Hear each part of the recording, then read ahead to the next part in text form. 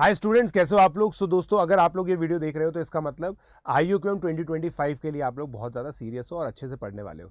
तो दोस्तों, क्योंकि ये एक रिकॉर्डेड लेक्चर है तो कुछ चीज़ें आप लोग को ध्यान रखनी है स्टार्टिंग से ही। आप लोग प्लीज़ एक सिटिंग पॉस्चर के अंदर बैठे और पेन कॉपी लेकर के बैठे। जैसे ही आपको कोई भी चीज़ डाउट आती है तो प्लीज़ वीडियो को पॉज कर लीजिए और उस डाउट को पहले क्लैरिफाई कीजिए, मतलब वीडियो को वापस से आप लोग देख सकते हैं। क्योंकि पूरा वीडियो टाइम स्टैम्प्ड है तो आप लोग मार्क कर सकते हैं कि कौन सी चीज़ आप लोगों को थोड़ी सी गड़बड़ लगी, ताकि इस वीडियो को जब आप रिविजिट करेंगे तो आप लोगों को अच्छे से ये चीज़ समझ में आ जाएगी। दोस्तों, इसके साथ साथ आप जो मेरी बुक है और हमारा जो स्टडी मटेरियल है वो आप लोग एक्सेस कर सकते हैं। हमेशा आपको इस वीडियो के डिस्क्रिप्शन में जो रेलेवेंट लिंक्स है वो सबके सब मिल जाएंगे। तो प्लीज़ इस चीज़ का आप लोग ध्यान रखिए और अच्छे से पढ़ाई कीजिए।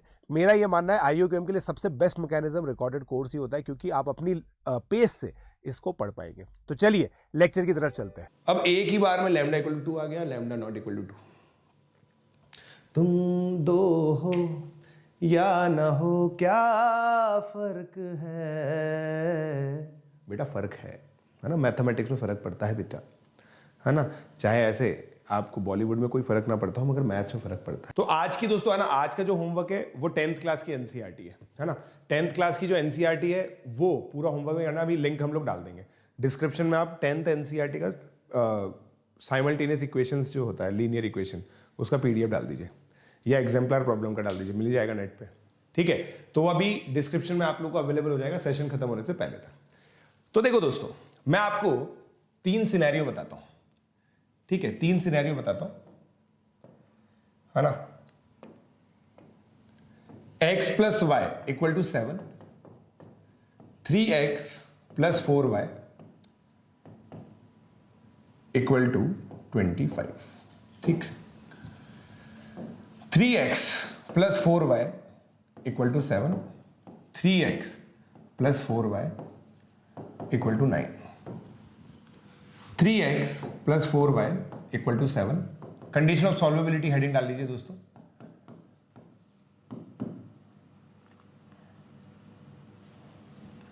ठीक है, कंडीशन ऑफ सॉल्वेबिलिटी, सॉल्वेबिलिटी नहीं सॉल्युबिलिटी, सॉल्युबिलिटी भी नहीं सॉल्वेबिलिटी, हक दिया है हमने। चलिए, एकदम से केमिस्ट्री का आदमी जाग गया मेरे अंदर। सॉल्वेबिलिटी, कंडीशन ऑफ सॉल्वेबिलिटी। आप मुझे बताइए, तीनों कंडीशन के अंदर, फर्स्ट, सेकंड और थर्ड, तीनों कंडीशन में से किस कंडीशन में सॉल्यूशन होगा, किस में नहीं होगा, क्या होगा, सब बताइए, सब बताइए।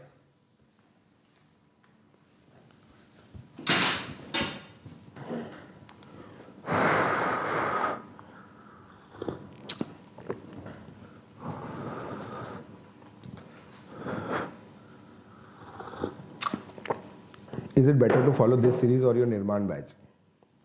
नो सॉल्यूशन, सेकंड में नहीं होगा। निकाल के तो देखो यार, निकाल के तो देखो बेटा, आराम से सब सोचो, एनालाइज करो। एनालाइज करोगे तो मजा आएगा।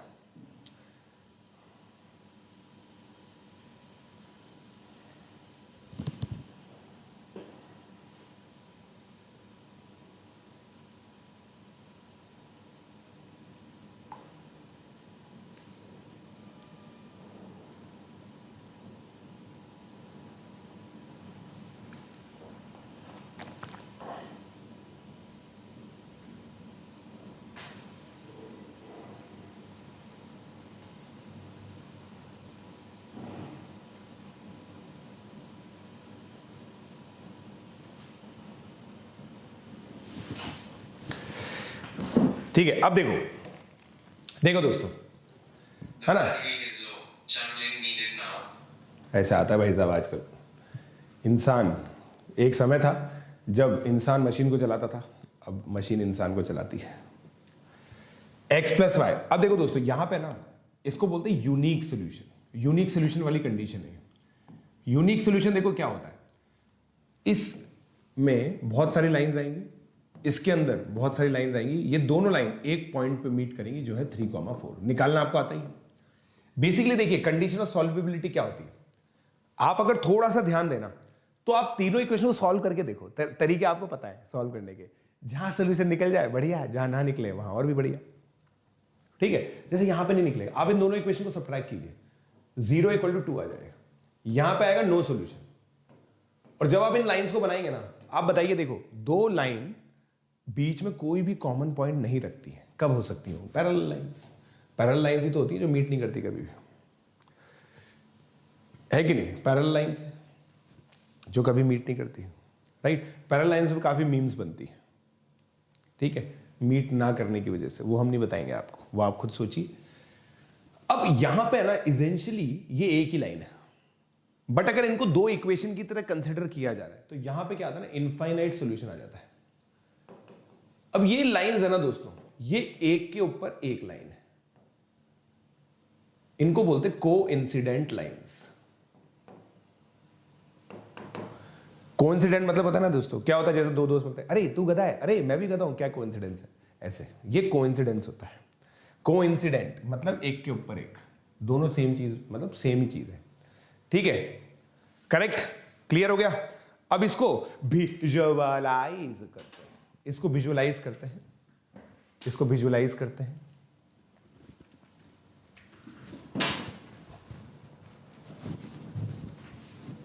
ठीक है, अब विजुअलाइज कर रहे हैं इसको हम। और कहां गया? बताओ यार, विजुअलाइज करने के लिए हमने क्रोम चलाया और क्रोम चला ही नहीं। एस्मॉस,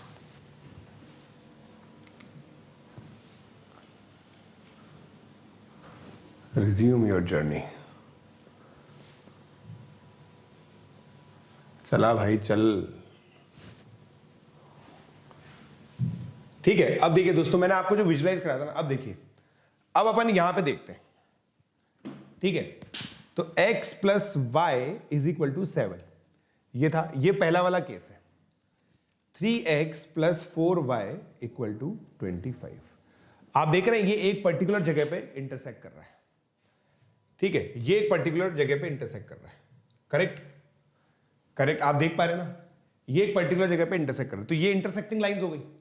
अब इंटरसेक्टिंग लाइंस, भाई डन बोल दो यार, पहले डन बोल दो, डन बोल दो।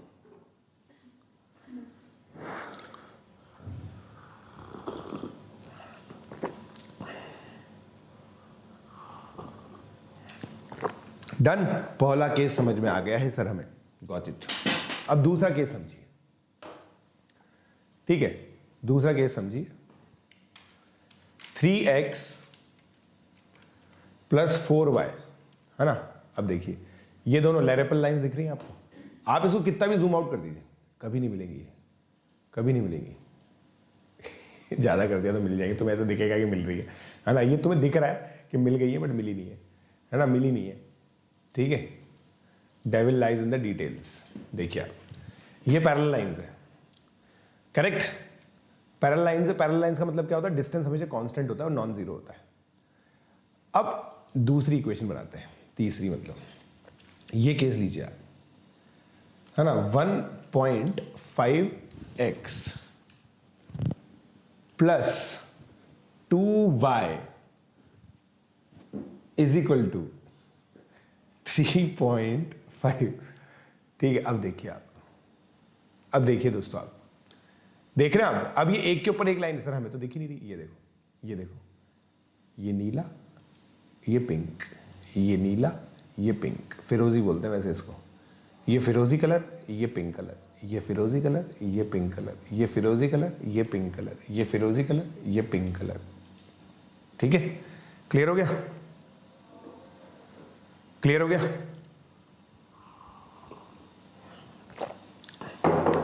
अब देखो दोस्तों, बहुत ही गजब की बात आई सर।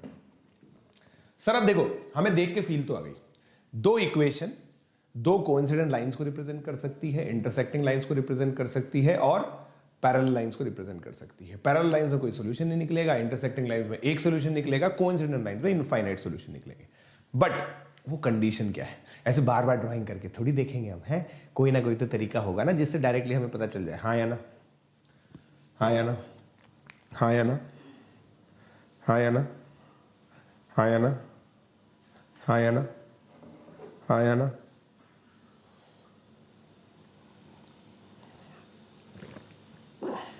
बताइए, ठीक है? तो अब दोस्तों इसको निकालने के लिए हम लोग करेंगे क्रॉस मल्टीप्लीकेशन मेथड। और इससे बढ़िया तो ना, पहले दे देखो दोस्तों, सबसे बढ़िया तरीका क्या है? कंडीशंस। सबसे बढ़िया क्या है दोस्तों, आप बताइए।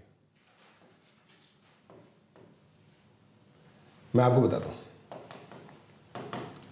सबसे बढ़िया चीज क्या होती है, कंडीशनल सॉल्वेबिलिटी। मैं अगर इस जनरल इक्वेशन के लिए आप लोगों को बता दूं तो मेरा काम हो जाएगा। अगर मैंने ये दो जनरल इक्वेशन में बता दिया, बताइए बताइए,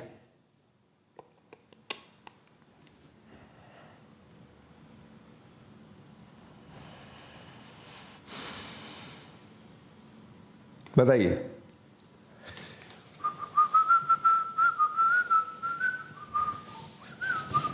चलिए अब देखिए, मैं बहुत सिंपल सा काम करूंगा,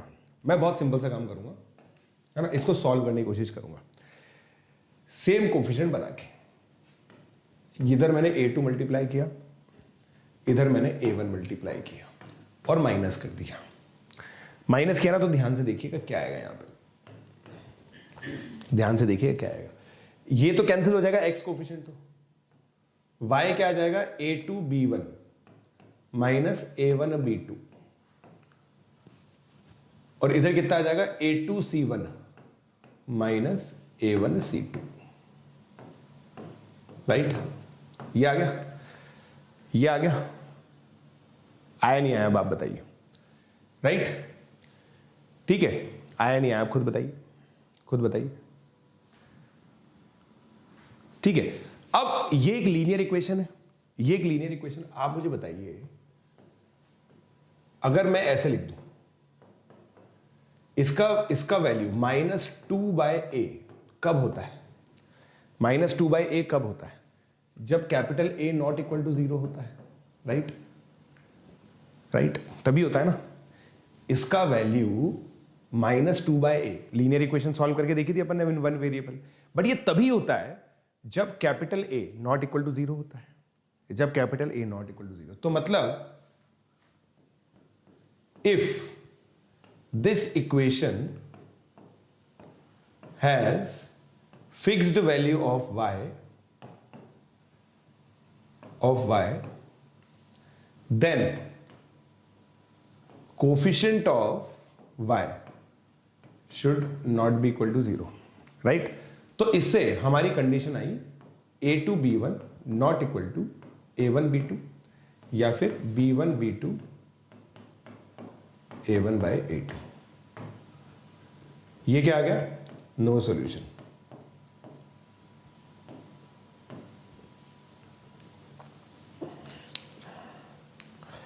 सॉरी, यूनिक, हाँ यूनिक सॉल्यूशन, यूनिक आएगा ना, नो थोड़ी आएगा, क्योंकि एक डिस्टिंक्ट सॉल्यूशन आ गया ना। देखो, फिक्स्ड मतलब यूनिक, ये यूनिक सॉल्यूशन की कंडीशन आ गई। आई नहीं आई, बताइए, आई नहीं आई, बोलो।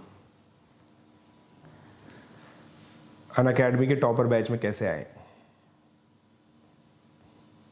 सही है तुम्हारा बेटा, बस सर टॉपर बैच में करा दो आप, फिर सिलेक्शन तो हम देख लेंगे।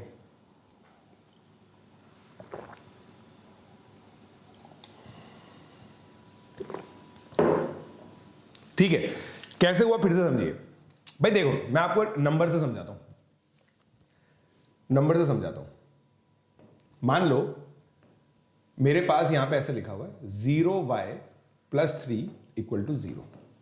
इसके लिए आप नो सॉल्यूशन बोलोगे ना, कि भाई कोई भी आप जीवन में y की कोई सी भी वैल्यू ले लो, आप y की कोई सी भी वैल्यू ले लो, सॉल्यूशन आएगा क्या? बताओ, y की कोई सी भी वैल्यू ले लो आप, सॉल्यूशन आएगा क्या? y की कोई सी भी वैल्यू नहीं ले सकते आप जिससे सॉल्यूशन आ जाए।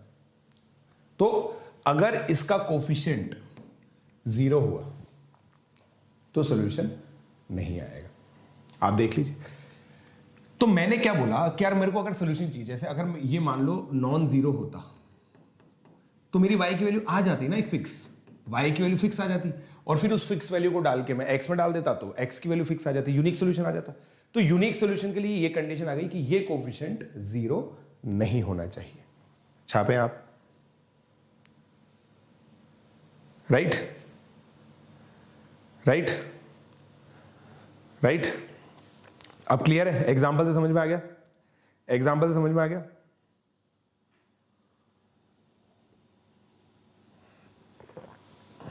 बेटा देखो, निर्माण में सारी क्लासेस मैं नहीं कराऊंगा, बट उसमें डाउट सॉल्विंग, टेस्ट पेपर सब इंक्लूडेड है, तो नीतीश सर और मैं मिलकर पढ़ाएंगे।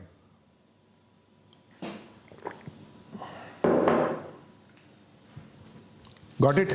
चलो, मेरी बुक सॉल्व करने के लायक नहीं हुए बेटा अभी तक आप, है ना? पहले पूरा बेसिक्स ऑफ अलजेब्रा खत्म होगा तब तुम मेरी बुक सॉल्व कर पाओगे, अभी नहीं कर पाओगे।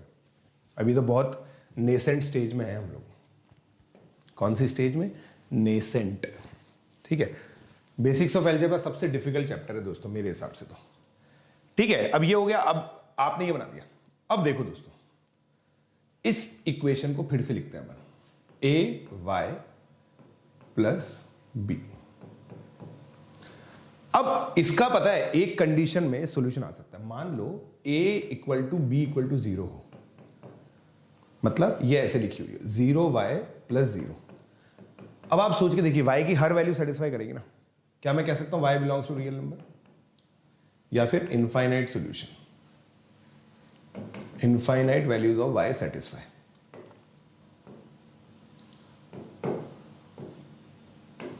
कह सकता हूं मैं? देखो आप सोच के देखो, 0y plus 0 is equal to 0। इस इक्वेशन को कोई सी भी y की वैल्यू डाल के देख लीजिए आप, सेटिस्फाई करेगी, पक्का करेगी,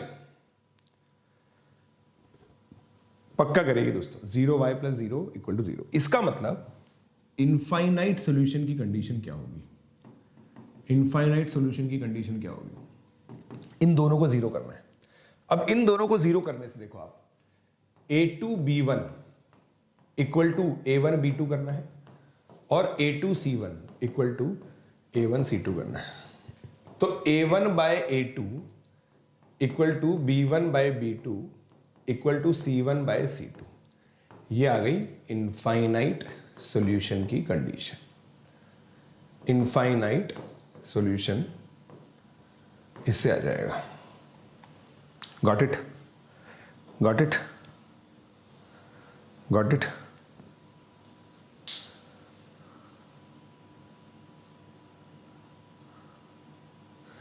समझ गए क्या? बताइए।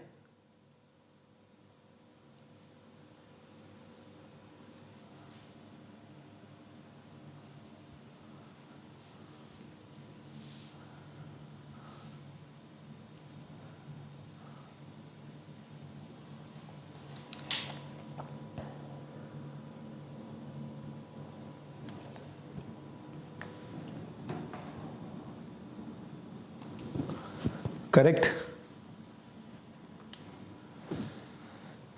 प्रोडिजी का लिंक नहीं मिला अभी तक, बनाया नहीं मैंने प्रोडिजी, लिंक नहीं मिला। अरे प्रोडिजी का आपके पास वो खुला हुआ है एडुकेटर, उसमें लिंक बनाओ प्रोडिजी का। 15 दिसंबर से क्लास होगी TTS स्लॉट में, 7:15 से 8:15, 7:15 से 8:45 TTS में। ठीक है, डन। तो भाई अभी बर्ड्स आई व्यू देंगे। अब देखो दोस्तों, बट ये तो आपको समझ में आ गया ना यार, यहीं क्लियर कर लेते ताकि क्या है इसमें आ जाएगी। अब देखो, नो सॉल्यूशन यहां पे कब होगा? इसी केस में अगर a 0 हो जाए but b not equal to 0 हो जाए तो नो सॉल्यूशन आ जाएगा। तो नो सॉल्यूशन की कंडीशन ये होती है, राइट? चेक कर लीजिए आप, चेक कर लीजिए आप, चेक कर लीजिए। अब ये तीनों कंडीशन लिखिए आप, देखिए ये फर्स्ट कंडीशन है, ये सेकंड कंडीशन है, ये थर्ड कंडीशन है। लिख के डन बोलिए।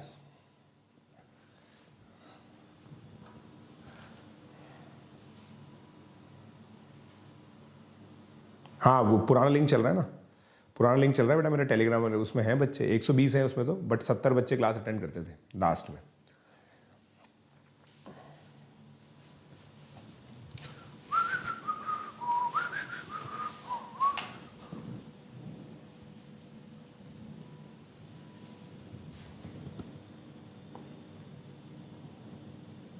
सर मैं गो टू वॉशरूम। अबे तुमने मुझे भी याद दिला दिया यार, गजब लोग हो यार, हैं? अभी तक पता है मैं रोक के बैठा था, तुमने मुझे भी याद दिला दिया, मुझे भी जाना पड़ेगा। गजब लोग हो यार।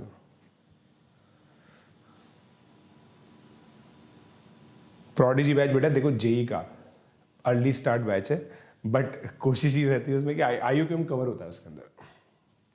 Condition of solvability. ठीक है, तो तीनों कंडीशन हो गई। अब एक क्वेश्चन कर लीजिए आप ताकि मुझे क्लियर हो जाए। Find value of lambda so that equations 2x plus y equal to 4 and 4x plus lambda y equal to 8 has first unique solution। तीन क्वेश्चंस हैं ना, no solutions. Third infinite solutions।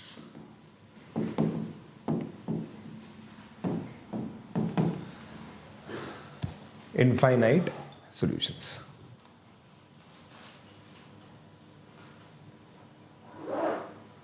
ठीक है, अब जा रहे हैं हम, करके आते हैं। ठीक है, तब तक शोर नहीं मचाइएगा।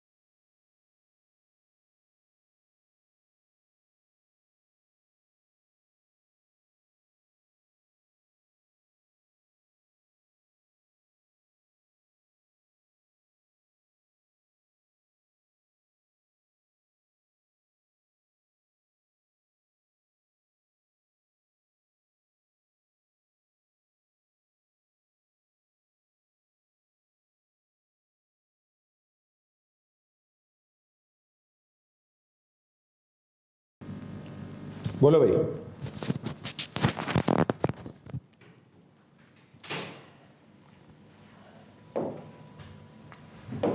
फर्स्ट, अब देखो, be a disciplined student first. What does a disciplined student mean? A disciplined student carefully notes whatever is written on this board, right, and follow the rules of the game. The rules of the game says that if the two given equation has unique solution, it means a1 by a2 not equal to b1 by b2. That's all. That's all it says. Nothing more, nothing less. It has nothing to do with c1 and c2. Right? It has nothing to do with c1 and c2.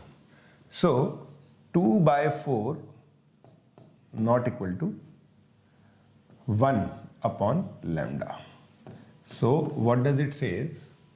That lambda should not be equal to 2 for unique solution. For unique solution, right?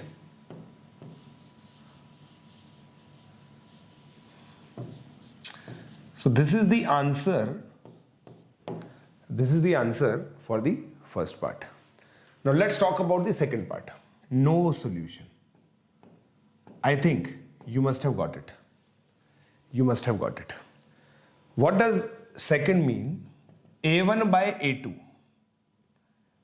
2 upon 4 equal to 1 upon lambda, but in turn not equal to 4 by 8. अब देखो, अब होगी comedy of errors. इन दोनों equation को अगर मैं लेता हूं तो मेरा आता है लैम्डा इज इक्वल टू 2,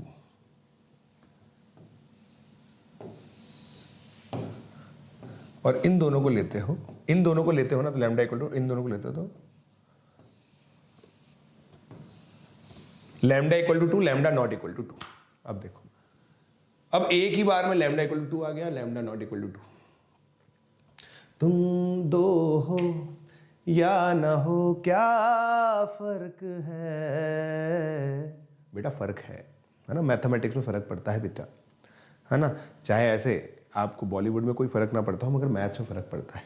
अगर एक ही सेट ऑफ इक्वेशन से आपका आंसर आ रहा है लैम्डा 2 है और लैम्डा नॉट इक्वल टू 2 है, तो मैथमेटिक्स वाले क्या कहते हैं, फर्क पड़ता है, ये समझ नहीं आया हमें, ये ऐसे कैसे होता है। तो इसके अंदर देखो, आप सोचो, नो सॉल्यूशन का आंसर नो सॉल्यूशन है। No such value of lambda exist, no such value of lambda exist, got it. कोई भी वैल्यू लैम्डा की एग्जिस्ट नहीं करती।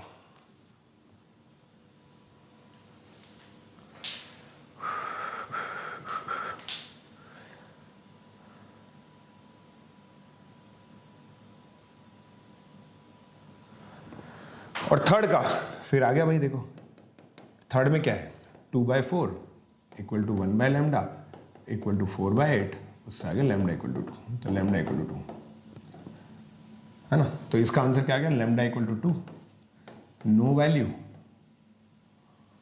और इसका क्या आ गया, लैम्डा बस 2 नहीं होना चाहिए, 2 के अलावा कुछ भी हो जाए।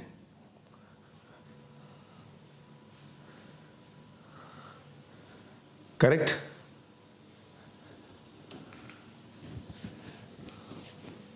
करेक्ट।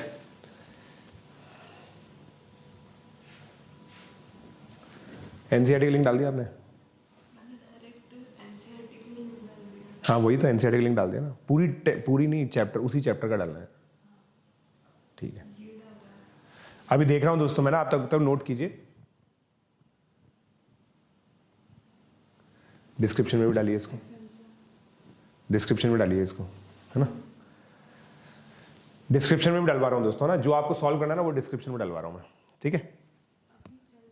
हाँ हाँ डाल दो, गॉट इट। मजा आ रहा है नहीं आ रहा दोस्तों, मजा आ रहा है नहीं आ रहा, ये बताओ पहले। देखो मजा आना चाहिए, बाकी तो जीवन में सब चलता रहेगा।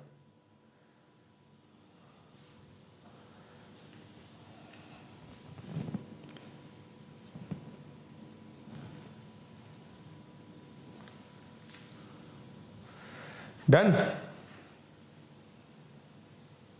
सर इस कोर्स में इनमो सिलेक्शन गारंटी, कोई गारंटी प्रोग्राम नहीं है, कुछ भी बोल रहे हो, हट, कोई गारंटी नहीं दे सकते हम, कोई गारंटी नहीं मिलेगी, ठीक है, कोई गारंटी नहीं मिलेगी भाई। देखो दोस्तों, जो भी बच्चा ऐसा है ना कि सर मेरे को क्या आपसे पढ़ने से मेरा सिलेक्शन गारंटीड नहीं है, कोई भी गारंटी नहीं है भाई साहब, ठीक है। कोई पैसे वापस नहीं मिलेंगे ना, आपका समय आपको वापस मिलेगा, ठीक है। मैं भी आपसे पैसे मांग सकता हूँ, समय मांग सकता हूँ, है, मैं आपको पढ़ा रहा हूँ, आपका सिलेक्शन नहीं हुआ तो मेरा समय भी तो बर्बाद हुआ है। आप लोगों से भी मांग सकता हूँ मैं, बट मैंने मांगा कभी नहीं मांगा। सर आपकी बुक के सोल्यूशन की पीडीएफ भी प्रोवाइड कर देना बेटा, है ना, सब ले लो फ्री में तुम, है ना। मैं ना एक काम करता हूँ, मेरी सारी प्रॉपर्टी, सारी गाड़ियाँ सब बेच देता हूँ, उससे जो पैसे आता है ना, तुम सब अकाउंट दे दो, सबको बांट बांट के हर एक के अकाउंट में पैसे जमा करा देता हूँ, है ना। क्योंकि सर कैसे हम, सर कैसे बुक खरीदेंगे सर, आप समझ रहे हैं सर, 500-600 रुपए की किताब है सर, कैसे होगा।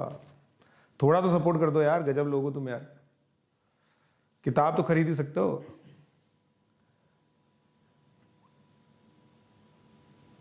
चलिए हो गया ना ये, मुझे भी बड़ा मजा आ रहा है आज है ना, बहुत अच्छा लग रहा है मुझे, पहली बार मैंने लीनियर इक्वेशन इतना बढ़िया तरीके से पढ़ाया, मतलब मेरे को पता पूरा कनेक्शन क्लियर हो गया, ठीक है। अब देखो ये है ना, अगेन बोर्ड में, एनटीएससी में, इन सब में बहुत इंपॉर्टेंट है। इसका एक स्पेशलाइज्ड क्वेश्चन आता है जो मैं बाद में कराऊंगा आपको, ठीक है। कंडीशन ऑफ सॉल्वेबिलिटी के अंदर है ना, फ्यूचर क्वेश्चंस लिखते हैं अपन, देखो फ्यूचर क्वेश्चंस, ठीक है, फ्यूचर क्वेश्चंस। फ्यूचर क्वेश्चंस क्या आता है, मान लीजिए देखिए ये लीनियर इक्वेशन 1 और ये लीनियर इक्वेशन 2 इक्वल टू 0 है।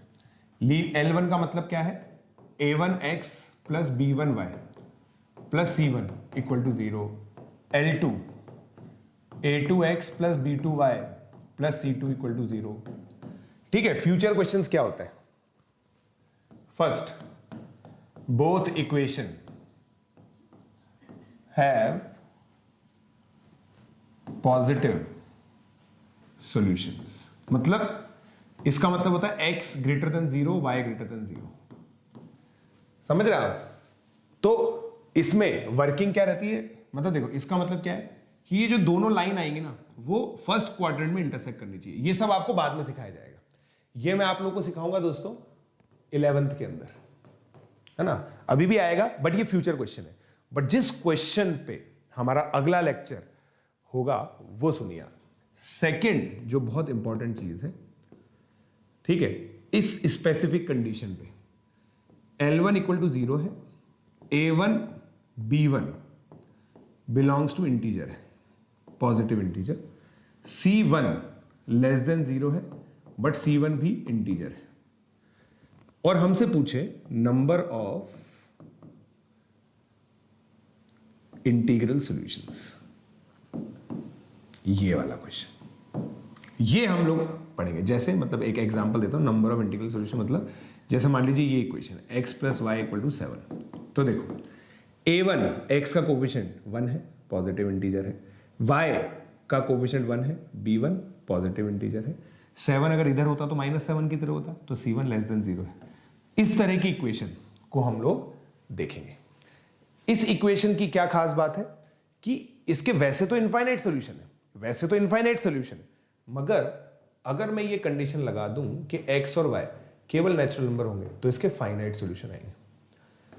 आप सोच के देखो यार, आप थोड़ा सा ना फिलोसॉफिकली सोच के देखो, दुनिया में सब कुछ होना चाहिए, सारे ऑप्शन होने चाहिए, है ना। हम डेमोक्रेसी में जीते हैं, हमारे पास सारे ऑप्शन होने चाहिए, हमारे पास जीरो सॉल्यूशन का ऑप्शन है, इनफाइनाइट सॉल्यूशन का ऑप्शन है, नो सॉल्यूशन का ऑप्शन है, बट फाइनाइट सॉल्यूशन का ऑप्शन कहां है?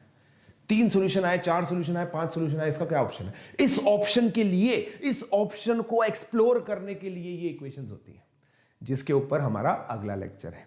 तो ये बाद में करेंगे, ये अगले लेक्चर में करेंगे। क्या अब हम क्रॉस मल्टीप्लिकेशन मेथड पे जा सकते हैं? बताइए कब चालू हुआ था ये? यस यही है, हाँ हाँ यही है, एज इट इज कॉपी कर दो इसको, एज इट इज यही है। Got it? हाँ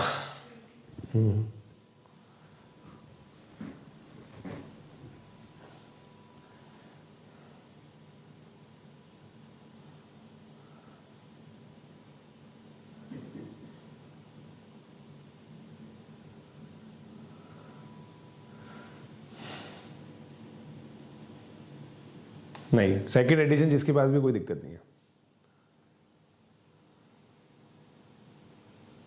ये बाद में कराऊंगा बेटा, ये वाली चीज बाद में कराऊंगा, है ना। मतलब ऐसा नहीं कि बहुत बाद में कराऊंगा, थोड़े दिन बाद में हो जाएगा, थोड़े दिन बाद में हो जाएगा, ठीक है। चलिए अब हम पढ़ते हैं क्रॉस मल्टीप्लिकेशन मेथड, ठीक है। क्रॉस मल्टीप्लिकेशन मेथड हम लोग करते हैं। क्रॉस मल्टीप्लिकेशन मेथड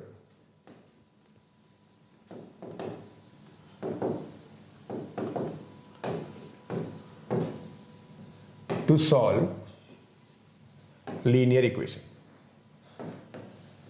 इसी को बोलते हैं दोस्तों क्रैमर्स रूल, है ना। क्या बोलते हैं? Cramer's rule. क्रैमर का मतलब क्या होता है? रटने वाला आदमी, है ना। रटने को बोलते हैं ना cramming, you are cramming this thing. तो क्रैमर मतलब रटने वाला रूल, ऑल्दो हम इसको समझेंगे, ठीक है। ऑल्दो भाई तो असली रीजन ये क्रैमर एक आदमी का नाम है ना।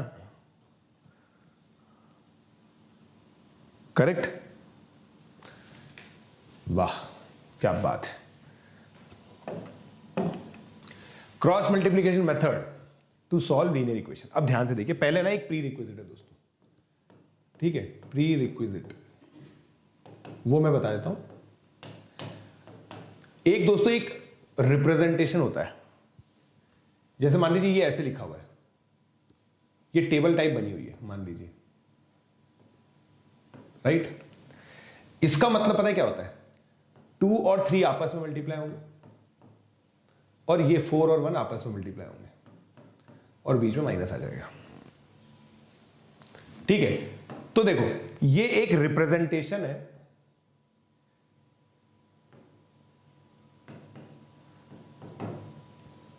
जिसकी वैल्यू आपने इस तरह से डिटरमाइन की, जिसकी वैल्यू आपने इस रूल से डिटरमाइन की, मतलब ये एक वैल्यू ही है।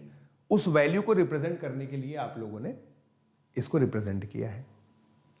रिप्रेजेंट करने के बहुत सारे रीजन हो सकते हैं, बट इंपॉर्टेंट बात क्या कर रहा है? इसकी वैल्यू डिटरमाइन करना। क्योंकि आप इसकी वैल्यू डिटरमाइन करते हो तो इसलिए इसको डिटर्मिनेंट बोलते हैं। क्या बोलते हैं? डिटर्मिनेंट, जिसकी वैल्यू डिटरमाइन करनी है। इसकी जनरल फॉर्म ये है दोस्तों, अगर ये मान लीजिए ऐसे लिखा हुआ है तो देखो पहले a1 को b2 से मल्टीप्लाई कर दो और a2 को b1 से मल्टीप्लाई कर दो, ये इसकी वैल्यू होती है। Got it? ये प्री रिक्विजिट है, लिख लो। करेक्ट?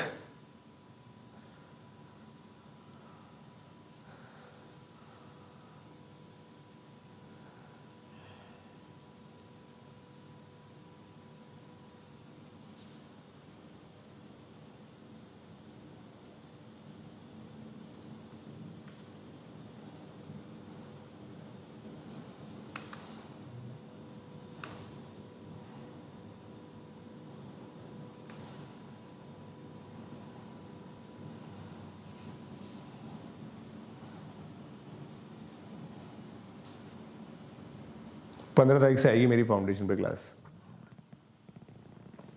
ठीक है? Got it?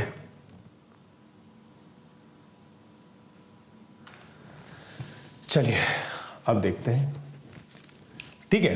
अब देखिए आप लोग कुछ बात समझे होंगे मेरी, ये प्री रिक्विजिट है। अब है ना आपका, इधर आ जाइए आप, याद कीजिए y की वैल्यू ये आई थी। अब अपन मान लेते हैं कि यूनिक सोल्यूशन है, मान लेते हैं यूनिक सोल्यूशन है, ठीक है? मान लेते हैं कि यूनिक सोल्यूशन है। अब यूनिक सोल्यूशन है ना दोस्तों इसका, y is equal to a2c1 minus a1c2। आप चेक करना खुद से, ये आएगा नहीं आएगा, आएगा नहीं आएगा, चेक कर लो आप, चेक कर लो भाई। मैंने पीछे से ही कॉपी किया है इसको, है ना, पीछे से कॉपी किया था। याद कीजिए ये लिखा हुआ था y into a2b1 minus a1b2 plus a2c1 minus a1c2। अब इसको मैंने यहीं रहने दिया एज इट इज, और इसको मैं उधर ले गया ना तो ये साइन आपस में एक्सचेंज हो जाएंगे, a1b2 पहले आ जाएगा, है ना, फिर मैंने डिवाइड कर दिया।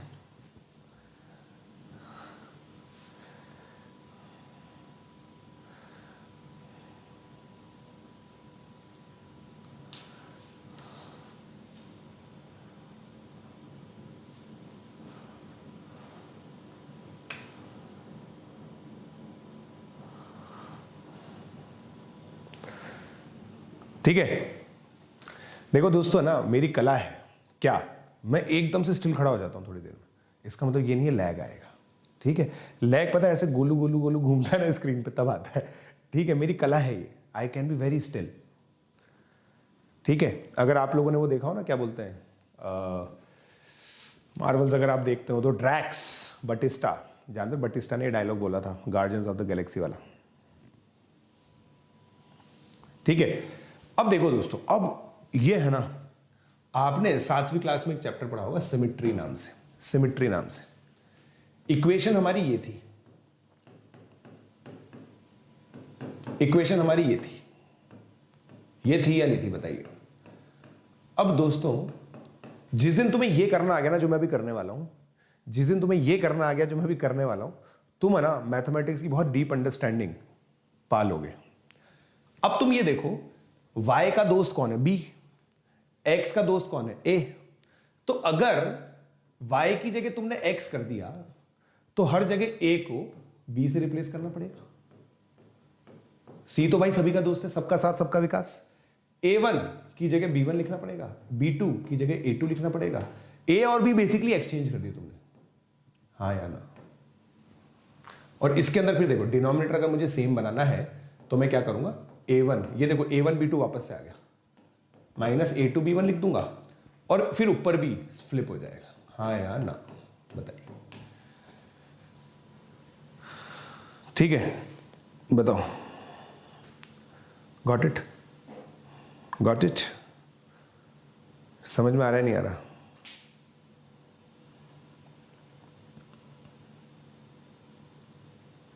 बताओ। अब लैग हो रहा है, बिल्कुल सही बोल रहे हो, अब तो सही में लैग हो रहा है दोस्तों, ठीक है, अब सही में लैग हो रहा है, अब सही में लैग हो रहा है, ये बात सही है, बट अभी फाइन भी हो रहा है धीरे धीरे। दोस्तों अभी क्या है ना, कोटा में ठंड बढ़ चुकी है, आपको पता ही है, और आप लोगों को पता होगा कि स्पीड ऑफ साउंड, नेटवर्क, ये सब चीज़ें ठंड में धीरे हो जाती है, इसलिए लैग आ रहा है थोड़ा थोड़ा।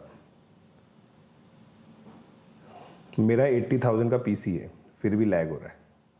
बेटा लैग है ना, पीसी की रेट देख के नहीं आता, ठीक है, पीसी की रेट देख के नहीं आता, इंटरनेट की स्पीड की रेट देख के आता है, समझे। सर आप कोटा में रहते हो, बिल्कुल कोटा में रहते हैं। डन। अब सर इसमें क्या मजा है, क्या मजा है इसके अंदर, क्या मजा है, देखो मजा हम बताते हैं।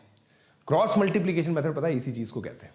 आप देखिए इस सॉल्यूशन को आप लोग ऐसे रिप्रेजेंट कर सकते हैं, x के नीचे इसको ले आइए, b1c2 माइनस b2c1, तो ये इसके बराबर हो जाएगा,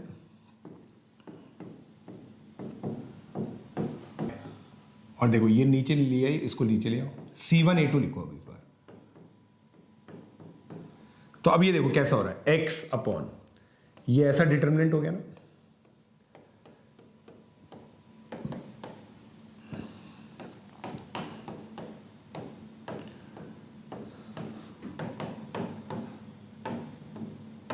डन।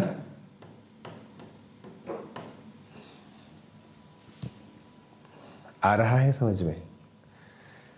और देखो रटने का तरीका भी बता देते हैं, रटने का तरीका भी बता देते हैं। देखो x निकाल रहे हो तो x में जो उसके साथ है ना, उसका साथी तो उसके मन में है, उसके दिल में है, तो नीचे थोड़ी आएगा।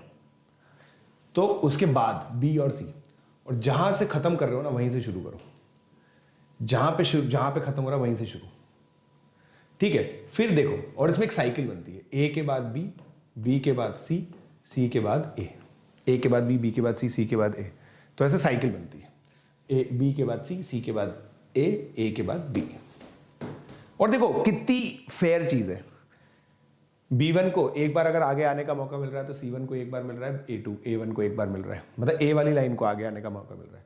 c को अगर दूसरी लाइन में जाने का मौका मिल रहा है तो a को भी मिल रहा है, b को भी मिल रहा है। फेयर, सब फेयर है, राइट। धनंजय शर्मा क्या बोल रहा है, सर क्रॉस मल्टीप्लिकेशन की क्या जरूरत है। क्रॉस मल्टीप्लिकेशन की क्या जरूरत है, जब सब्स्टिट्यूशन और एलिमिनेशन इससे आसान है।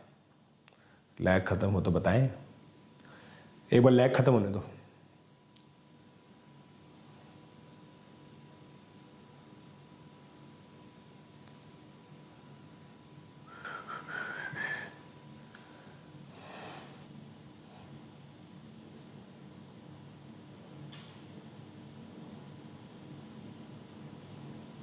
आज पता नहीं आज ही हो रहा है यार, इतना ऐसे होता नहीं है यूजुअली।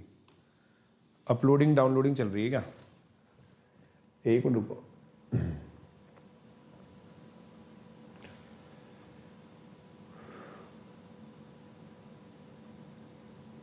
कोई वीडियो चल रहा है आपके, देखना एक बार। अभी आना चाहिए सही। देखो दोस्तों मैंने कुछ सेटिंग तो की है, बहुत ज्यादा लैग हो रहा है यार।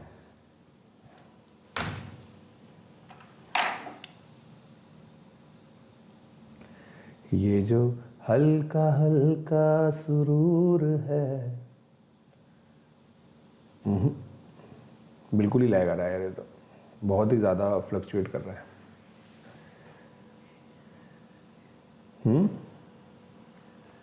हाँ इसकी वजह से आ रहा है, आप सेशंस बना रहे हो ना। इसको सेव एंड एग्जिट कर दो। हाँ हाँ ऐसा कर लो। एक मिनट रुको दोस्तों, बस है ना, नेटवर्क सेटिंग सही कर रहे हैं, जस्ट 1 मिनट का मौका दीजिए आप हमें।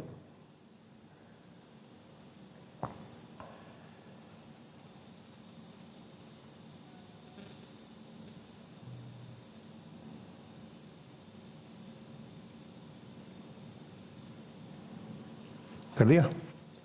अब देखते हैं दोस्तों, अब देखते हैं।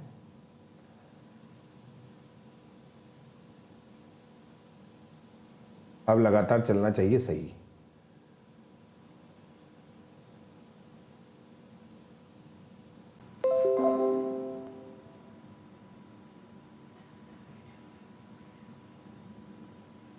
अब सही हो गया दोस्तों मेरे हिसाब से. I think it is sorted now. I think it is not.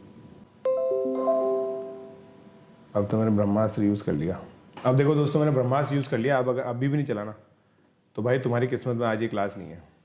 ठीक है, अब मैंने ब्रह्मास्त्र यूज कर लिया है. ब्रह्मास्त्र मीन्स माई मोबाइल इंटरनेट. ठीक है, मैंने अपना मोबाइल इंटरनेट यूज कर लिया है. ठीक है, अब अगर अभी भी नहीं चला ना, तो भाई कुछ नहीं हो सकता. फिर तुम्हारी किस्मत में ये क्लास नहीं है. फिर तुम्हारी किस्मत में ये क्लास नहीं है.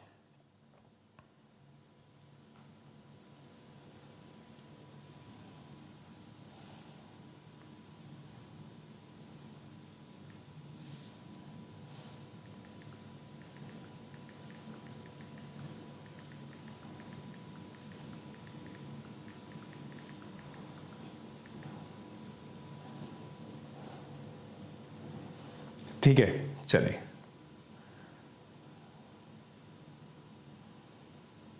मेरे हिसाब से अब चल रहा है यार. अब चल रहा है मेरे हिसाब से ना. Now all good, I believe. Now all good. Correct. चलिए, तो देखो दोस्तों, मैंने क्या बोला आप लोगों को कि यार देखो, जैसे अपन ने y लिखा, अब y का मित्र है b और x का मित्र है a. तो अगर y से मुझे x की वैल्यू लिखनी है, तो मैं a2 को b2 से रिप्लेस कर दूंगा, a1 को b1 से रिप्लेस कर दूंगा. मतलब यहां पे a1 और b1 एक्सचेंज, a2 और b2 एक्सचेंज. उससे आंसर ये आ गया. राइट. और फिर मैंने x की वैल्यू जो निकाली ना, उसको मैंने इस तरह से रिप्रेजेंट किया. और फिर इसको मैंने देखा कि यार इसको डिटरमिनेंट फॉर्म में इस तरीके से लिख सकते हैं. कितना एलिगेंट सा दिख रहा है. अब इसकी यूटिलिटी बहुत ज्यादा है, बहुत ज्यादा यूज होता है. मैं आप लोगों को बताऊंगा कब, है ना. आपको टू इक्वेशन में, two linear equation, two variable में आप लोग यूज नहीं करोगे, बट आप इसको कहां यूज करोगे मैं आपको बताऊंगा. तो ये समझ में आया आपको? ये समझ में आ गया ना. ठीक है, तो इस तरीके से इसको हम लोग लिख सकते हैं. और मैंने क्या बोला, b के बाद c आएगा, c के बाद a आएगा, a के बाद b आएगा. साइक्लिक ऑर्डर हो गया. ठीक है.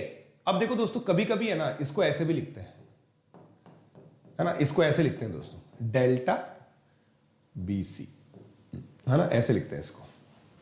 ये नॉमेनक्लेचर लिख लीजिए आप. ये नॉमेनक्लेचर लिख लीजिए फटाफट. ठीक है सर. JEE 25 के लिए आपका बैच कब लॉन्च हो रहा है? 15 तारीख को. 15 तारीख को बैच आ रहा है.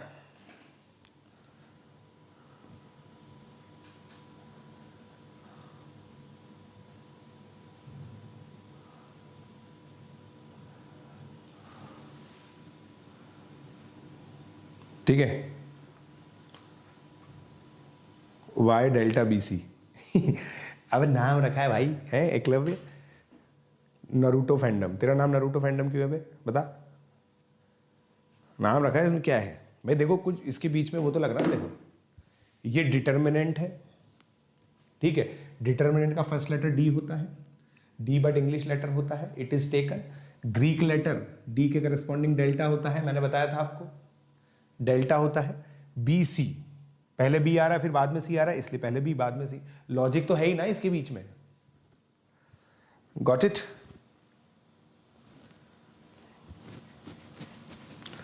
एक बच्चा पूछ रहा सर आप मैथ्स टीचर हो. मेरी यार देखो एक्चुअली क्या ना, मेरी सिंगिंग कैपेबिलिटीज देख के बच्चे कंफ्यूज होते हैं कि यार कौन सिंगर हमें पढ़ाने लग गया.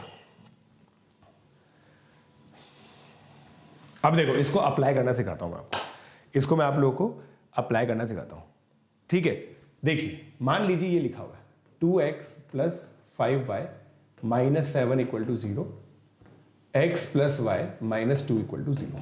अब आपको पता है x इक्वल टू 1 है, y इक्वल टू 1 है. दिख रहा है. अब इसको अप्लाई कैसे करते हैं देखिए. पहले x लिखेंगे अपन, y लिखेंगे, 1 लिखेंगे. ठीक है, फिर इसके कोफिशिएंट्स को जमा दो आप बस. x को छोड़ के 5 1 माइनस 7 माइनस 2. फिर जहां पे खत्म हो रहा है ना वहीं से शुरू करो. माइनस 7 माइनस 2 से शुरू किया आपने, फिर अगले वाले 2 1, फिर 2 1 से शुरू 5 1. अब देखो क्रॉस मल्टीप्लाई करो, इसलिए इसको क्रॉस मल्टीप्लीकेशन मेथड बोलते हैं.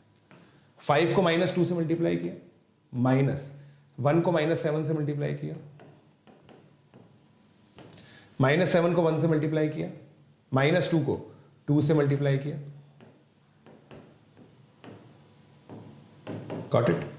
अब ये देखो x upon minus 3 y upon -3, 1 upon -3, तो क्या आ गया x equal to y equal to 1। Got it, got it, clear है, क्लियर है क्या? माइनस वाई नहीं लिखेंगे हम, ठीक है, माइनस वाई वाला नहीं पढ़ाते हम ये वाला पढ़ाते हैं। कुछ जगह पे आपको माइनस वाई दिखता है इसकी वजह से। अगर इक्वेशन इस फॉर्म में दी होती है ना, इस फॉर्म में दी होती है, कभी कभी क्या इस फॉर्म में देते हैं, उसमें माइनस आता, मैं नहीं पढ़ाता वो, मेरा नॉमेनक्लेचर जब C1 इधर रहता ना तब के लिए, मैं तो साइक्लिक पढ़ाता हूं भाई। Got it?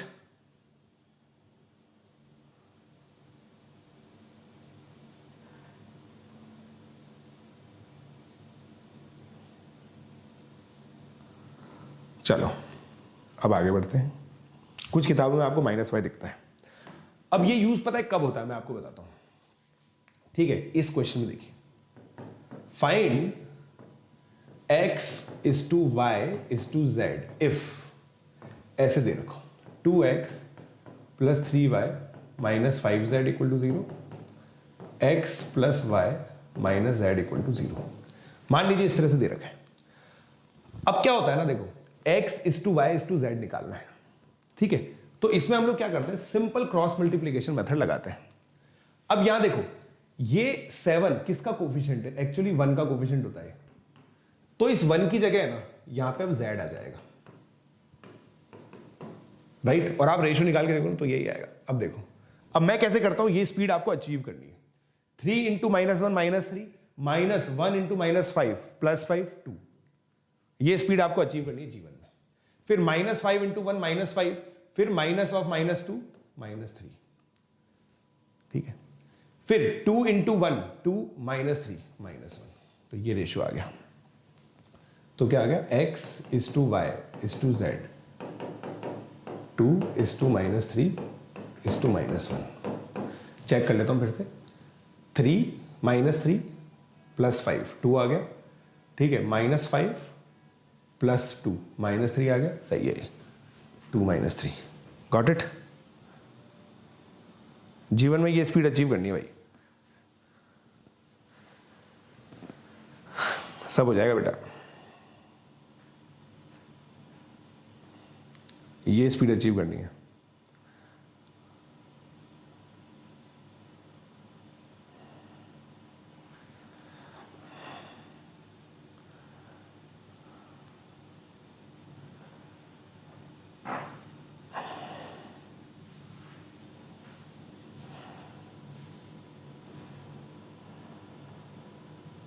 Got it?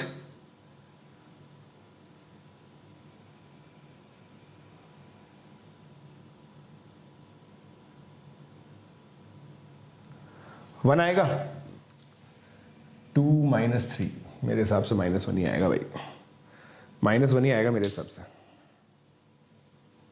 Check करो, -1 ही आना चाहिए भाई,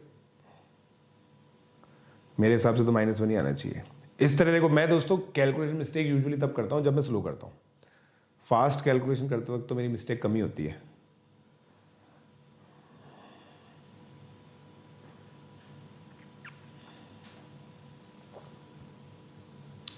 डन। देखो कैसे हंसते खेलते 1 घंटा निकल जाता है, पता ही नहीं चलता है ना। कैसे हंसते खेलते, है ना, कैसे हंसते खेलते 1 घंटा निकल जाता है, पता ही नहीं चलता। तो देखो दोस्तों, अब है ना, जो डिस्क्रिप्शन में एनसीईआरटी का लिंक अवेलेबल है, उसमें सारी एक्सरसाइजेस सॉल्व कर लो। सारी जो एक्सरसाइज एग्जाम्पलर ही डाला है आपने, राइट, एग्जाम्पलर डाली है मैंने, वो पूरी सॉल्व कर लो। आपको ना बेसिक क्लैरिटी आ जाएगी, ठीक है, बेसिक क्लैरिटी आएगी। और अगले लेक्चर रियल सेंस में पहला IOQM लेक्चर है। पहला IOQM लेक्चर दोस्तों रियल सेंस में कल ही है, इनडिटरमिनेट इक्वेशन कल है ना। इनडिटरमिनेट इक्वेशन बहुत इंपॉर्टेंट लेक्चर है, ठीक है। रियल सेंस में वही है IOQM जो अगला लेक्चर आएगा। तो उसके लिए देखो कितनी सारी चीजें हमें पढ़ानी पड़ती हैं। तो पूरी रूटीन मैथमेटिक्स आनी चाहिए, तभी जाके नॉन रूटीन मैथमेटिक्स समझ में आती है, ठीक है।